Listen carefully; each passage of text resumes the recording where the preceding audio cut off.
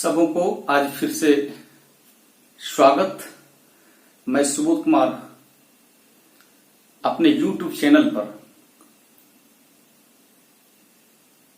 Hindi medium के बच्चों के लिए जो क्लास 12 में पढ़ रहे हैं उनके लिए तीसरा वीडियो लेकर आया हूं। आज के वीडियो में माइक्रो इकोनॉमिक्स के अंतर्गत जो पहला चैप्टर है इंट्रोडक्शन, उसका एक महत्वपूर्ण टॉपिक केंद्रीय समस्या है। अक्सर एग्जाम में पूछे जाते हैं केंद्रीय समस्या क्या है, ये कितने प्रकार के होते हैं। स्टूडेंट्स, जैसा कि आप लोगों ने मेरे पिछले वीडियो को देखा होगा, उस वीडियो में मैंने आर्थिक समस्या के बारे में चर्चा किया है और उस आर्थिक समस्या में मैंने बताया कि संसाधन दुर्लभ होते हैं और आवश्यकताएं अधिक होते हैं, या यूं कहें साधन सीमित होते हैं और आवश्यकताएं असीमित होते हैं। ऐसी परिस्थिति में हर एक को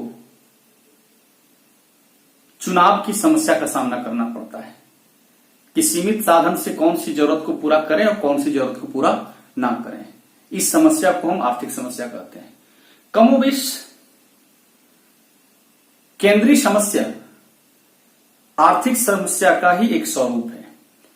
आर्थिक समस्या को हम व्यक्तिगत तौर पर जोड़कर देखते हैं, केंद्रीय समस्या को हम अर्थव्यवस्था से जोड़कर देखेंगे। एक अर्थव्यवस्था के लिए जो समस्या है, उस समस्या को हम केंद्रीय समस्या कहते हैं।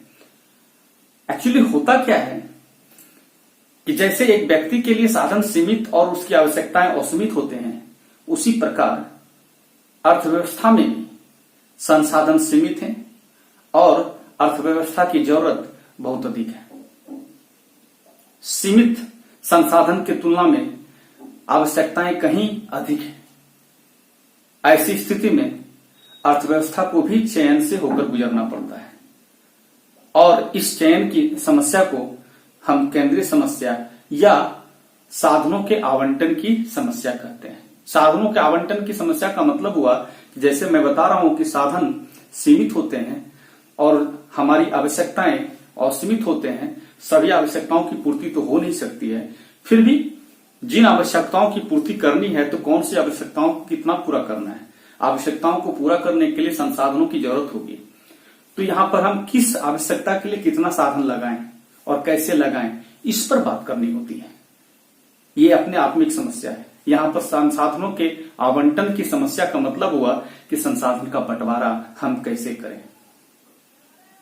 जो देश में संसाधन है, संसाधन क्या है? यहाँ की जो क्षेत्रफल है, जो भूभाग है, यहाँ की जो खनिज संपदा है, यहाँ का जो जीडीपी है, यहाँ का जो रिसोर्सेस है तरह तरह के, वही हमारे संसाधन है। ये रिसोर्स को ही हिंदी में संसाधन कहते हैं। तो ये तमाम तरह के जो रिसोर्स हैं, जो संसाधन है, हम इसका बंटवारा तो करेंगे। कितने संसाधन हमको कृषि क्षेत्र में लगाना है, कितने संसाधन को हमें स्वास्थ्य में लगाना है, कितने संसाधन को हमें रक्षा के क्षेत्र में लगाना है, कितने संसाधन को हमें शिक्षा के क्षेत्र में लगाना है, कितने संसाधन को और सारे इंफ्रास्ट्रक्चर को बिल्डअप करने के लिए लगाना है, ये तो तय करना होगा। और चूंकि इस तरह के कार्य बहुत अधिक हैं और संसाधन बहुत कम है, तो समस्याएं आती हैं कि हम संसाधन का बंटवारा किन किन क्षेत्रों में और किस प्रकार करें। ये बंटवारा करना ही केंद्रीय समस्या है। चूंकि बंटवारा करते हैं तो हम चुनते हैं कि किसको करना है और किसको छोड़ देना है। तो आइए देखते हैं सबसे पहले केंद्रीय समस्या क्या है, एक छोटा सा परिभाषा।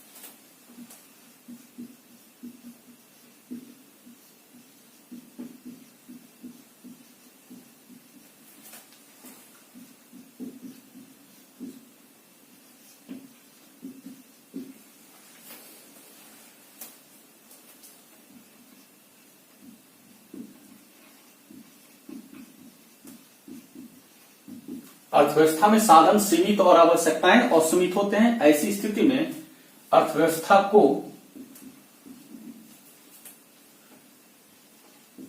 अपने साधनों के अनुरूप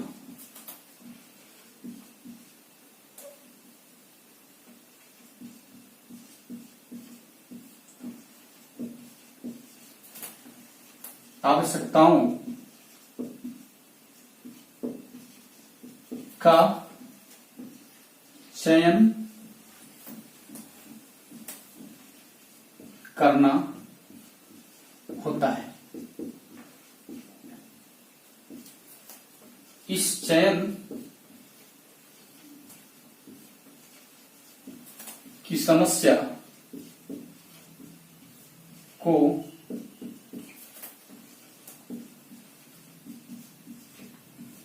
केंद्रीय समस्या अथवा साधनों के आवंटन की समस्या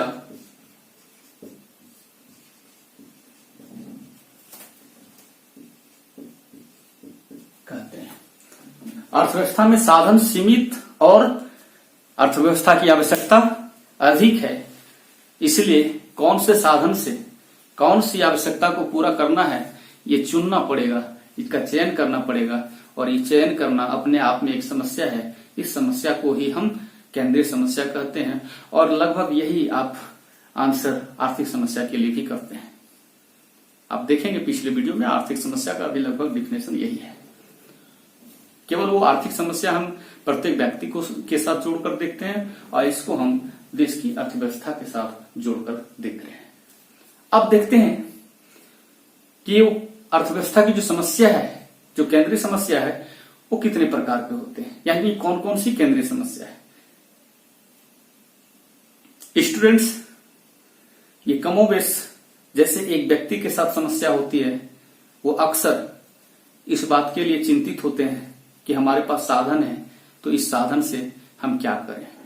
और निश्चिंत रहें, और आप लोग भी इस चीज को जानते होंगे कि ये मनुष्य का स्वभाव होता है और एक विवेकशील प्राणी का स्वभाव होना चाहिए कि जो भी साधन है उसका उपयोग इस प्रकार से करे ताकि साधन का जो सबसे बेहतर से बेहतर इस्तेमाल वो हो सके। इसी में संतुष्टि मिलती है, इसी में तरक्की मिलती है। तो यहां पर जैसे एक व्यक्ति के पास साधन जब सीमित होता है तो उसे ये सोचना पड़ता है कि हम इस सीमित साधन से क्या करें। बहुत ही सेलेक्टिव होना होता है, बहुत ही एहतियात बरतना होता है, क्योंकि जरा सा भी असावधानी होती है, हमें जो काम करने का वो ना कर कोई और कर लेते हैं तो इसका नुकसान हो जाता है। इसलिए हमें हमेशा चयन करना पड़ता है कि कौन सा काम करें और कौन सा काम ना करें। और जब ये तय हो जाती है कि हम ये काम करें, फलाने फलाने काम को करें, तो फिर उसके साथ ये भी देखना जरूरी होता है कि कितना करें, क्योंकि बहुत ज्यादा कोई चीज करने से बहुत ज्यादा लाभ होता है ऐसी कोई बात नहीं है। आप सब जानते हैं excess of everything is bad. तो ये पहले ध्यान देना होता है कि कौन सा काम करें और कितना करें। ये एक बहुत बड़ा पहलू है। जैसे एक व्यक्ति को ऐसा सोचना पड़ता है अपने फायदे के लिए, वैसे ही देश की अर्थव्यवस्था के लिए अर्थव्यवस्था को भी ऐसा सोचना पड़ता है। और दूसरा जो हम आप सोचते हैं कि कैसे करें, क्योंकि करने के तरीके अलग अलग होते हैं, सब तरीके एक जैसे नहीं होते हैं। जो बेस्ट तरीका होता है, जो सबसे अच्छा तरीका होता है, जिसमें फायदा अधिक होता है, हम उस तरीके को अपनाते हैं।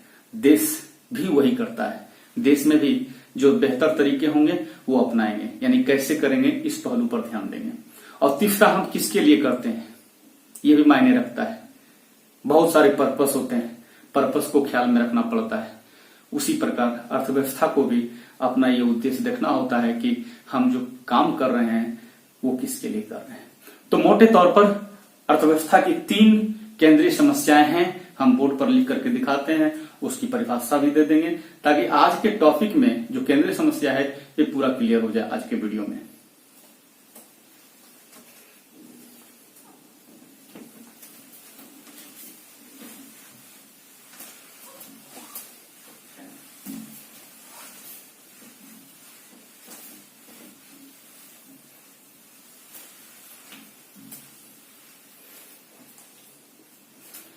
पहली समस्या है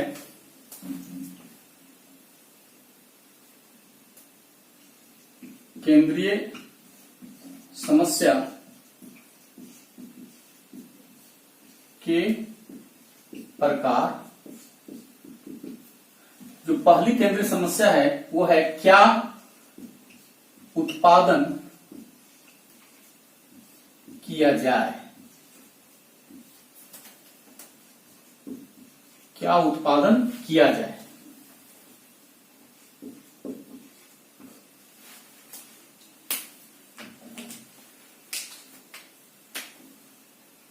और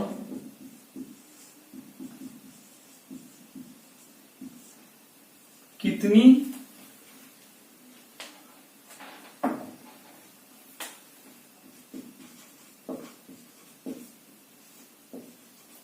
मात्रा में किया जाए। इसको शॉर्ट में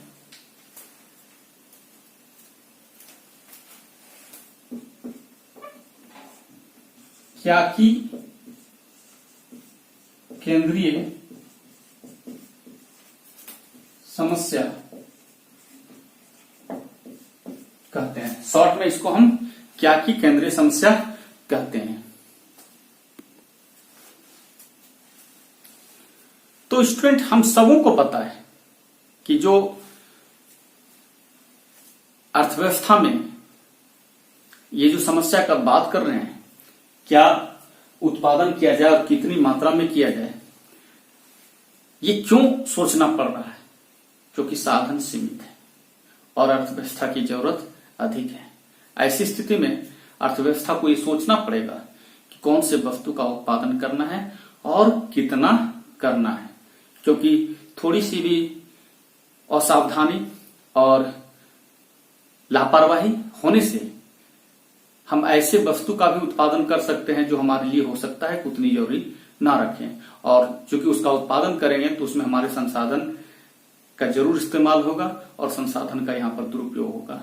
और जो अर्थव्यवस्था अपने संसाधन का सही ढंग से इस्तेमाल नहीं कर पाता है तो उसे बहुत नुकसान होता है, वो तरक्की करने में पीछे रह जाता है। हम सबों को पता है झारखंड एक ऐसा राज्य है जहां संसाधनों की कोई कमी नहीं है। कमी तो है, लेकिन अन्य राज्यों की तुलना में बहुत ज्यादा यहाँ पर खनिज संपदा है, रिसोर्सेस हैं, लेकिन इसके बावजूद भी हम पाते क्या है कि ये एक पिछड़ा राज्य है। ऐसा क्यों? क्योंकि ये अपने संसाधन का सही इस्तेमाल करने में अब तक असफल रहा है। इसे अब तक ये पता नहीं हो पाया है कि हमें कौन से संसाधन का किसके लिए प्रयोग करना है। परिणाम ये हुआ है कि ये राज्य पीछे है। लेकिन वहीं पर कुछ ऐसे भी राज्य हैं जहां पर संसाधन कम होने के बावजूद भी उन्होंने जो भी साधन है उसका इस्तेमाल इस प्रकार से किया है और उन चीजों के लिए किया है जिससे कि उस राज्य की तरक्की हुई। दुनिया का एग्जाम्पल देखें तो जापान, जहां पर बहुत कम रिसोर्सेस है, इसके बावजूद भी उसने जो भी रिसोर्सेस है उसका इस्तेमाल सही ढंग से किया है, इसलिए वो बहुत आज के समय में डेवलप कंट्री माना जा रहा है। खैर, ज्यादा बात नहीं करेंगे, हम अपने बिंदु पर आते हैं कि क्या उत्पादन किया जाए, इसके बारे में देखेंगे।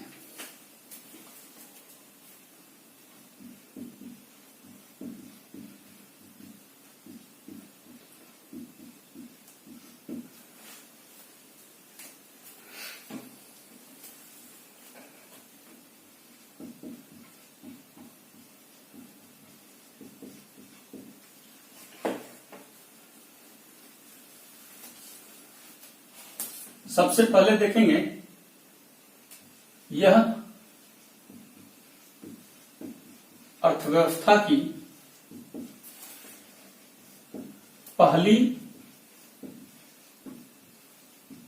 केंद्रीय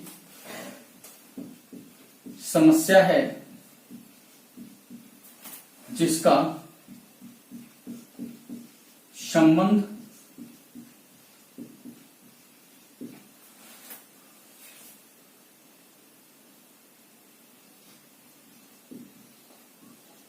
उत्पादन के चयन से।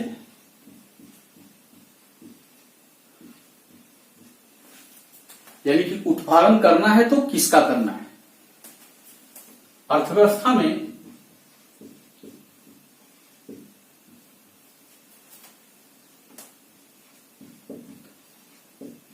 दो तरह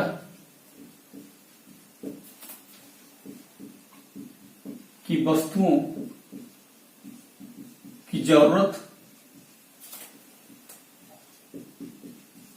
होती है।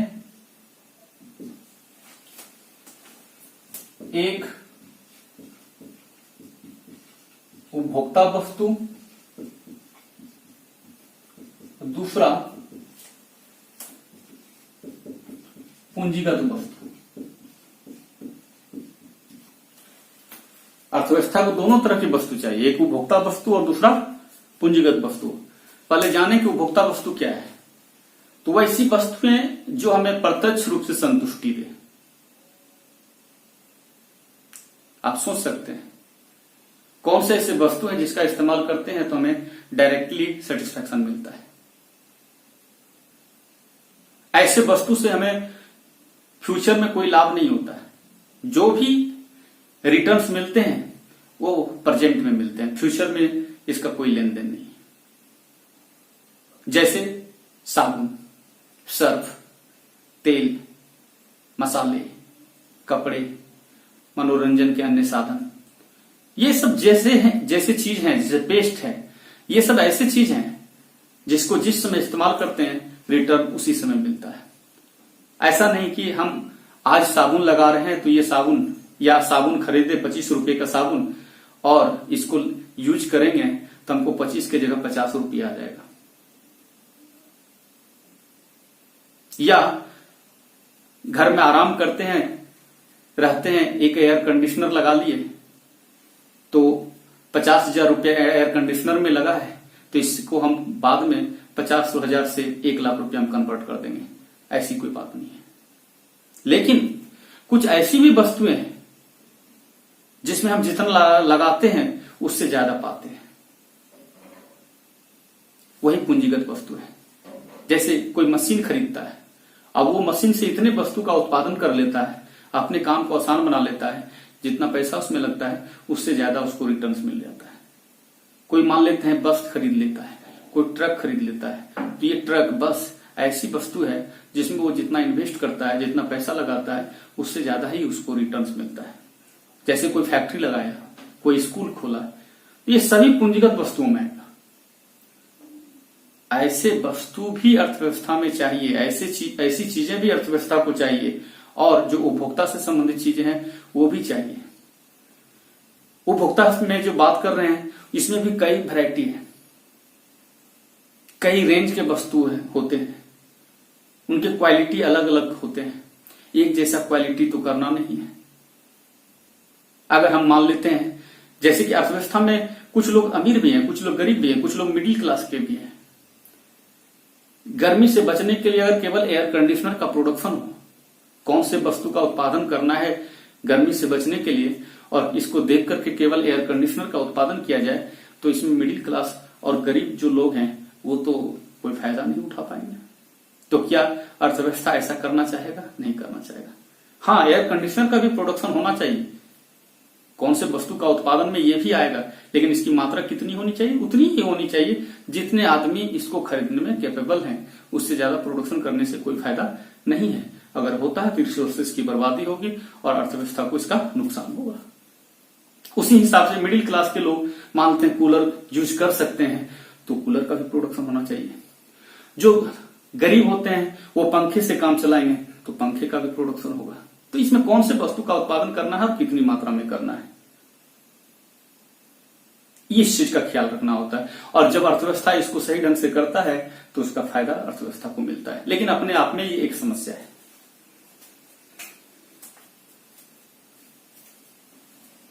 यहां पर अर्थव्यवस्था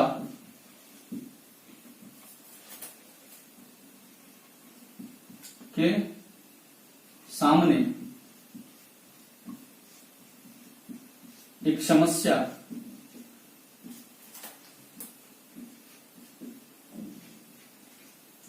उत्पन्न होती है।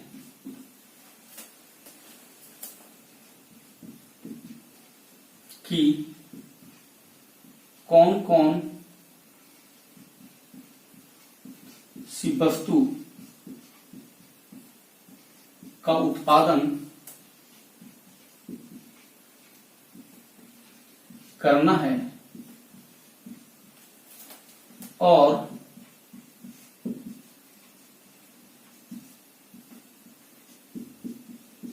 कितनी मात्रा में करना है।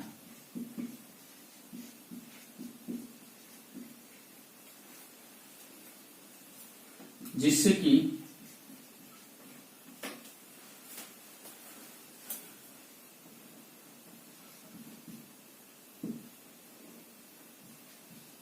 संसाधनों का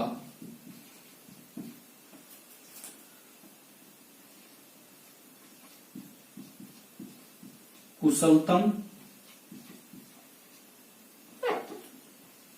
उपयोग हो सके। कौन सी वस्तु का उत्पादन करना है और कितनी मात्रा में करना है, ताकि संसाधन का इस्तेमाल सही ढंग से हो सके, और संसाधन का इस्तेमाल सही ढंग से होगा तो अर्थव्यवस्था को इसका लाभ होगा। अब स्टूडेंट्स, हम दूसरी समस्या की ओर आते हैं। दूसरी समस्या क्या है? पहले तो इसमें देखें कि क्या करना है, कौन से वस्तु का उत्पादन करना है और कितनी मात्रा में करना है, यानी क्या की केंद्रीय समस्या है। अब है कैसे की केंद्रीय समस्या, यानी उत्पादन करनी है तो कैसे करनी है, क्योंकि उत्पादन करने के तरीके अलग हैं। पुराने तरीके भी हैं, जिसको हम ट्रेडिशनल टेक्निक भी कर सकते हैं, परंपरागत तौर तरीका कर सकते हैं, और आज मॉडर्न टेक्निक भी आ गए हैं, नए तौर तरीके।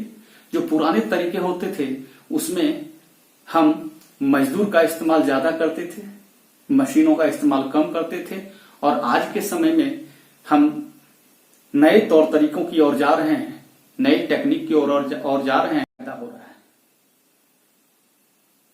यही कारण है कि हम लोग पहले जैसे देखते थे लघु उद्योग, कुटीर उद्योग, आज के समय में ये सब उद्योग बंद होते जा रहे हैं, क्योंकि इन उद्योगों में अभी भी मशीन का इस्तेमाल ज्यादा नहीं होता है। यहाँ पर आदमी का इस्तेमाल ज्यादा होता है, मजदूर का ज्यादा इस्तेमाल होता है। लेकिन क्यों बंद हो रहे हैं, इस पर भी चर्चा हो जाएगी। लेकिन पहले देखें कि उत्पादन करने के तरीके क्या है।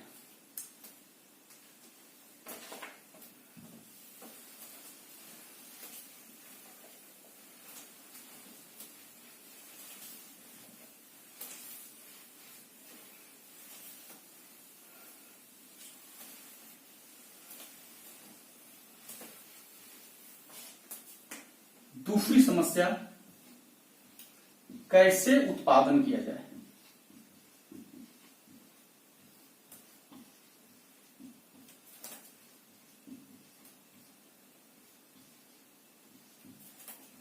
इसको कहते हैं कैसे की केंद्रीय समस्या।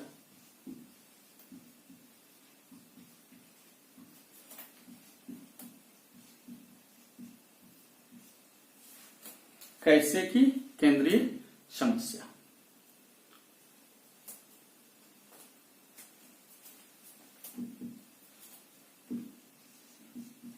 इस समस्या को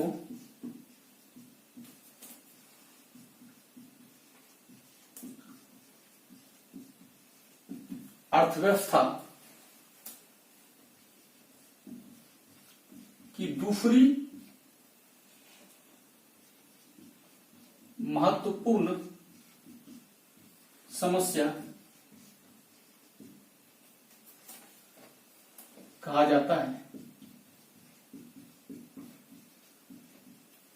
जिसका संबंध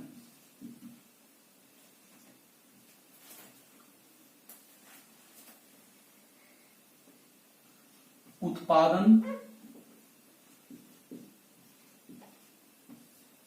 तकनीक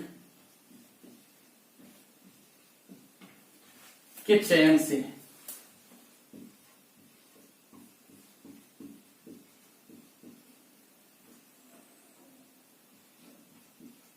उत्पादन तकनीक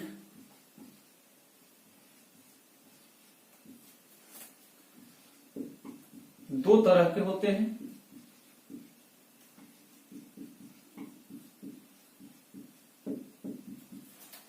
एक श्रम प्रधान तकनीक,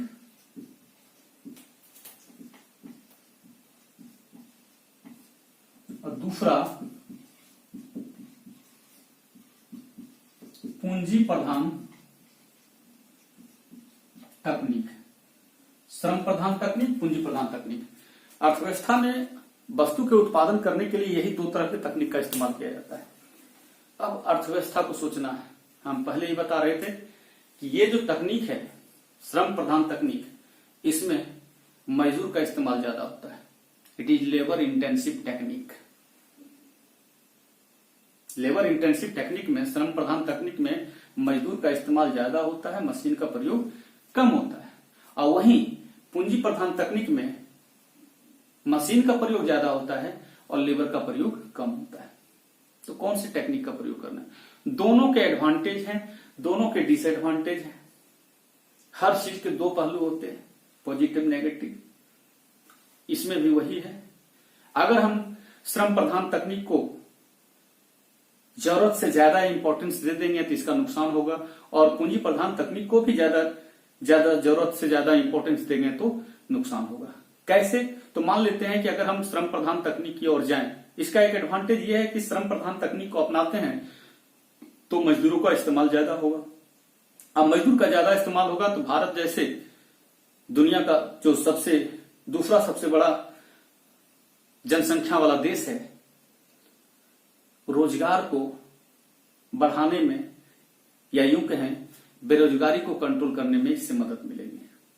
लेकिन दूसरी ओर इसका नुकसान भी ये होगा। वो नुकसान ये है कि जैसे हम श्रम प्रधान तकनीक की ओर जाते हैं तो जहां पर लेबर का ज्यादा इस्तेमाल होता है, मशीनों का इस्तेमाल कम होता है, तो वैसे उद्योग से या वैसे फार्म से बने हुए वस्तु या हाथ से बने हुए वस्तु का लागत, उत्पादन लागत, कॉस्टिंग ज्यादा होता है, क्योंकि प्रोडक्शन कम मात्रा में हो पाता है, टाइम ज्यादा लगता है। परिणाम क्या होता है? वो चीज बाजार में महंगा हो जाता है। एक चीज और जोड़ दें, हाथ से बने हुए चीजों का लगभग ज्यादातर तरह के वस्तुओं में हम पाते हैं क्या कि उसकी गुणवत्ता भी, क्वालिटी अच्छा नहीं होता है। तो एक क्वालिटी अच्छा नहीं हुआ, समय अधिक लगा और कॉस्टिंग अधिक आने के कारण वो बाजार में महंगे हो जाते हैं। और आज का दौर ग्लोबलाइजेशन का दौर है, वैश्वीकरण का दौर है। दुनिया एक दूसरे से कनेक्टेड है। हर देश की वस्तुएं दुनिया के बाजारों में मौजूद हैं। अब हम लेबर इंटेंसिव टेक्निक, श्रम प्रधान तकनीक पर फोकस ज्यादा कर देंगे और दुनिया पूंजी प्रधान तकनीक को फोकस करके चलेगा तो उनके द्वारा बनाए हुए वस्तु सस्ते होंगे। परिणाम क्या होगा? हमारे देश में ही हमारे देश का वस्तु नहीं बिकेगा। तो ऐसे उद्योग का, वैसे फर्म का या वैसे निर्माता का क्या फायदा, वैसे वस्तु का क्या फायदा जो काम में ना आए। इसलिए बहुत ज्यादा लेबर इंटेंसिव टेक्निक पर फोकस करना भी ठीक बात नहीं है, लेकिन बिल्कुल इसको झुठलाना भी ठीक बात नहीं है। दूसरी ओर हम पूंजी प्रधान तकनीक की ओर जाते हैं, मशीन की ओर जाते हैं, तो इसमें डिसएडवांटेज तो यह है कि इसमें जनसंख्या ज्यादा होने का है, देश में है भी, और रोजगार की जरूरत है। लेकिन इस टेक्निक में कहीं न कहीं रोजगार पर प्रभाव पड़ता है, नेगेटिव प्रभाव पड़ता है, बेरोजगारी बढ़ती है। लेकिन पॉजिटिव यह है कि जब हम इस टेक्निक की ओर जाते हैं तो इसमें टाइम कम लगता है, कॉस्टिंग कम आता है, प्लस क्वालिटी अच्छा होता है। परिणाम क्या होता है कि हम कम समय में, कम संसाधन से अधिक अच्छे गुणवत्ता वाले वस्तु का उत्पादन कर सकते हैं, जिससे बाजार में ये वस्तु सस्ते होंगे, लोग खरीदने में सक्षम होंगे। साथ ही साथ अगर हम इसमें ज्यादा बेहतर करते हैं तो अपने द्वारा तैयार की हुई वस्तु को दुनिया के बाजारों में भी बेच सकते हैं। तो हम पाते हैं क्या कि दोनों के एडवांटेज और डिसएडवांटेज हैं। अर्थव्यवस्था को अपने रिक्वायरमेंट के हिसाब से, अपने जरूरत के हिसाब से यह तय करना होता है कि हमें कब और कैसे, कौन से टेक्निक का प्रयोग करना है। क्या ध्यान में रखना होता है? देखें, यहां अर्थव्यवस्था के सामने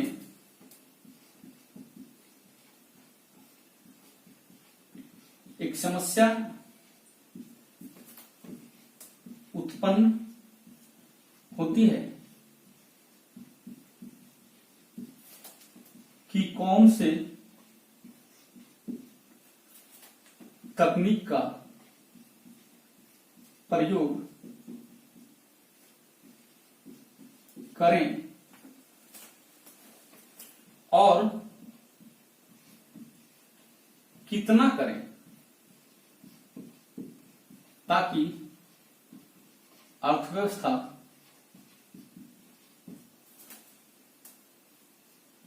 को अधिक से अधिक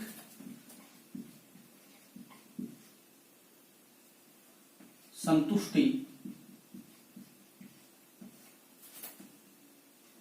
प्राप्त हो सके।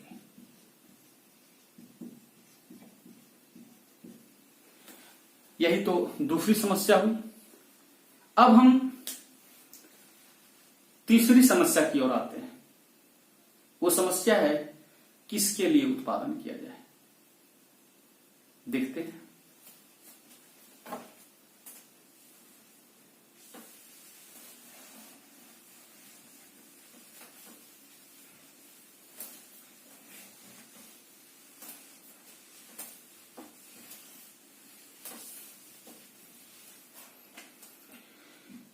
किसके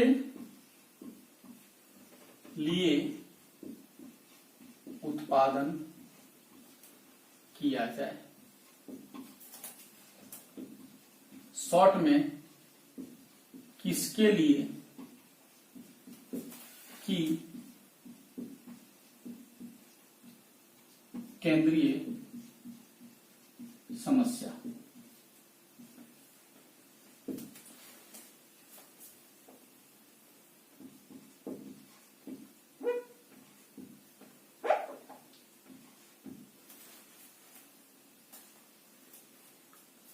बोर्ड पर देखें।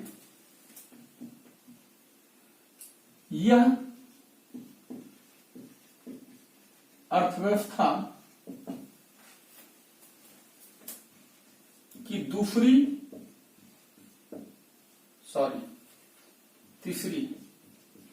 तीसरी महत्वपूर्ण समस्या है।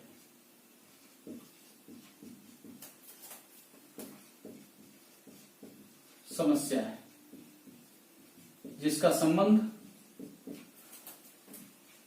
उत्पादन को आप आय भी कर सकते हैं के वितरण से है।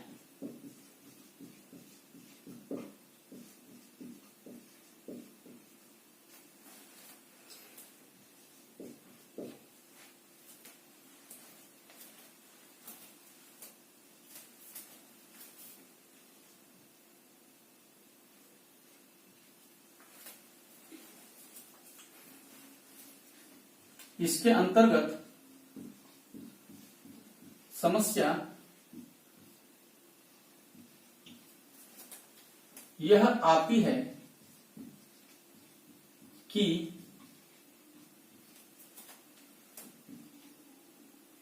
उत्पादन का वितरण समाज के विभिन्न वर्गों के बीच किस प्रकार किया जाए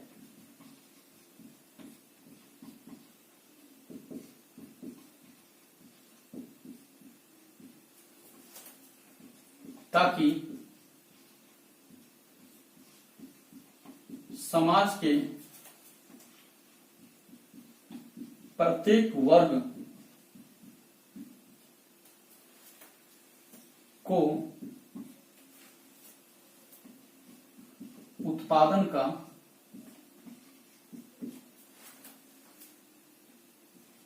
समुचित लाभ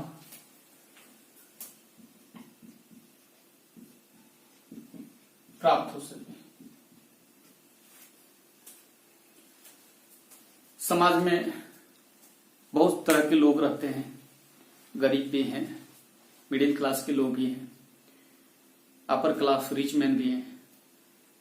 तो ध्यान में ये रखना होता है अर्थव्यवस्था को कि ऐसा ना हो कि इस देश का जो संसाधन है या देश की जो आय है उसका लाभ, उसका फायदा किसी खास वर्ग को मिले और बाकी को ना मिले। सबको इसका लाभ मिलना चाहिए। और ये अपने आप में एक समस्या है अर्थव्यवस्था के समक्ष। ये तीसरी समस्या है जिसके अंतर्गत ध्यान देना होता है कि हम उत्पादन का वितरण समाज के बीच कैसे करें। एक्चुअली समाज में जो लोग जुड़े हैं, समाज सब मिल करके उत्पादन करते हैं। ये तो ख्याल रखना ही है कि जब उत्पादन हो रहा है तो उत्पादन का फायदा उसको मिलना चाहिए जो उत्पादन में कंट्रीब्यूट कर रहा है। जैसे उत्पादन तो हवा में, आसमान में हो नहीं सकता है।